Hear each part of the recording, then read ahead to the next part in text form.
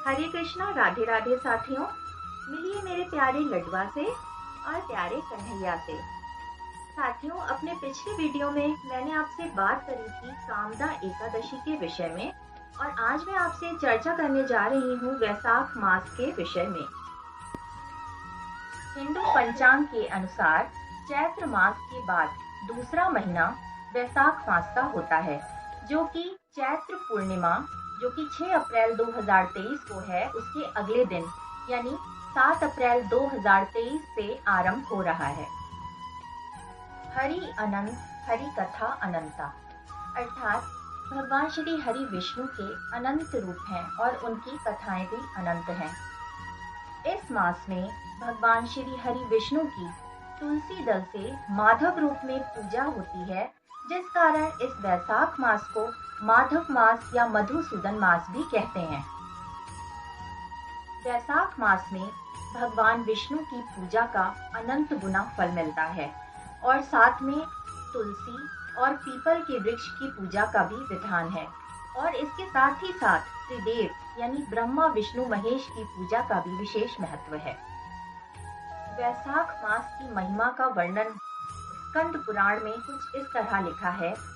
वैशाख मास के समान कोई मास नहीं, सतयुग के समान कोई युग नहीं, वेदों के समान कोई शास्त्र नहीं और गंगा के समान कोई तीर्थ नहीं।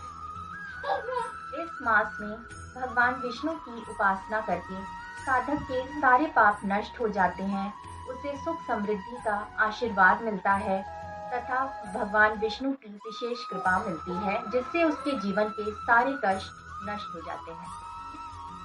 साथियों, वैशाख मास में कुछ न कुछ नियम अवश्य ही लें, जिसकी चर्चा मैं आपसे कर रही हूँ। एक नियम है वैशाख स्नान का। सुबह जल्दी उठ जाएं और सूर्योदय से पहले हर हाल में स्नान कर लें और सूर्य की पहली किरण के साथ सूर्य देव को जल अर्पित करें। साथियों, इस मास को, जो कि इतना पावन है, इतना पुण्यदायी है, इसे खाली मत जाने दीजिए। कुछ ना कुछ उपाय अवश्य कीजिए। इन छोटे छोटे उपाय से आपको विष्णु भगवान की विशेष कृपा मिलेगी। कुछ नहीं तो प्रभु के पवित्र नामों का ही जाप कीजिए, महामंत्र का जाप कीजिए। हरे कृष्ण कृष्ण कृष्ण हरे हरे, हरे राम राम राम हरे हरे। प्रतिदिन की पूजा में आप प्रभु के श्री चरणों में तुलसी दल अर्पित करने का ही नियम ले लीजिए, और हो सके तो आप डेली गीता का एक श्लोक पढ़कर उसका अनुवाद पढ़ लीजिए।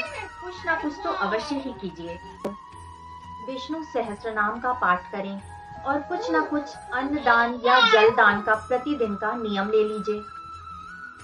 साथियों, इस मास में जल दान का विशेष महत्व होता है। इसके अतिरिक्त आप पंखा, जूता चप्पल, छाता, ककड़ी, खीरा, सत्तू आदि जो भी चीजें इस तपती गर्मी में हमें शीतलता पहुंचाती हैं, उसका दान अवश्य करें।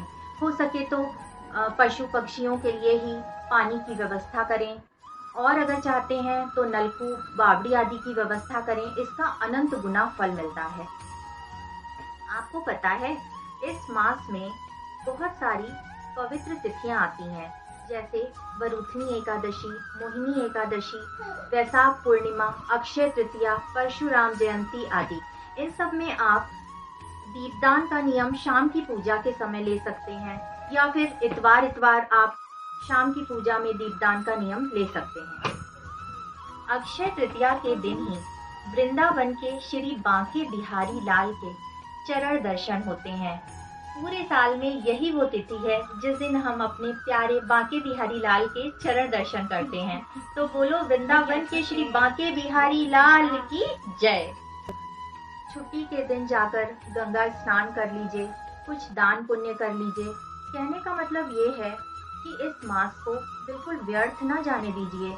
ये छोटी छोटी कोशिशें और ये छोटे छोटे उपाय करके हम अपना लोक और परलोक दोनों सुखद बना सकते हैं। पुराणों में वर्णित है कि राजा भागीरथ ने केवल वैशाख स्नान के बल पर वैकुंठ लोक की प्राप्ति की थी।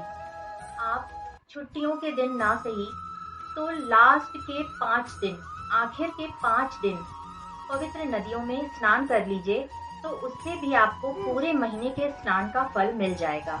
अगर आखिर के 5 दिन भी स्नान नहीं कर सकते, तो आखिर के 3 दिन तो अवश्य ही स्नान कर लीजिए, इसका भी अनंत गुना फल मिलता है।